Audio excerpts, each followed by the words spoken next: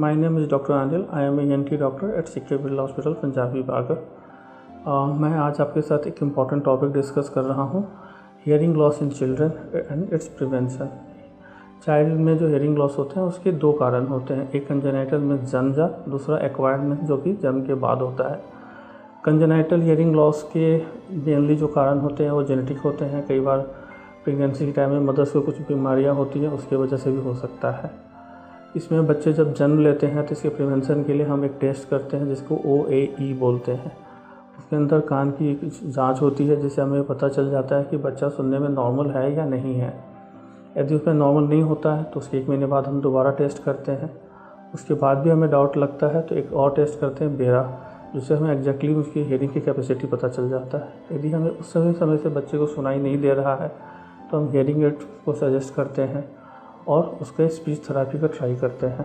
और यदि हियरिंग काफ़ी लो है तो एक सर्जरी होती है जिसमें कॉकलियर इम्प्लांट नाम का एक इम्प्लांट होता है, वो लगाते हैं। वो लगाने से बच्चे की लाइफ बिल्कुल नॉर्मल हो जाती है और उसका एजुकेशन डेवलपमेंट किसी में भी कोई दिक्कत नहीं आती है। सेकंड जो कारण होता है एक्वायर्ड होता है। ये बच्चे जन्म के बाद ही नहीं आता है, जिसमें कि जो मेन कारण है कान के अंदर वैक्स होना, कान के पीछे ड्रम के पीछे कई बार म्यूकस जमा हो जाता है, उसकी वजह से भी होता है। और एक एडेनोइड हाइपोट्रोफी की बीमारी होती है जो कि टॉन्सिल की तरह ही होता है नोज़ के पीछे, उसकी वजह से भी कई बार ये दिक्कत आती है। ये सारी बीमारी आराम के साथ ट्रीटमेंट हो सकता है।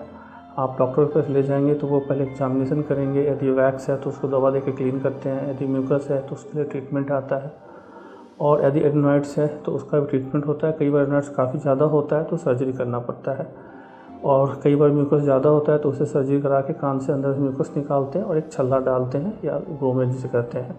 ये सारी ट्रीटमेंट का प्रिवेंशन किया जा सकता है। आपके बच्चे में ऐसी कोई भी प्रॉब्लम आ रही है जिसमें आपको लगता है कि उससे सुनने में दिक्कत आ रही है तो आप अपने नियरेस्ट आसपास कोई भी ENT डॉक्टर है उसके पास ले जाइए या हमारे हॉस्पिटल में लेके आइए। हम उससे प्रॉपर एग्जामिनेशन करेंगे और उसका ट्रीटमेंट करेंगे।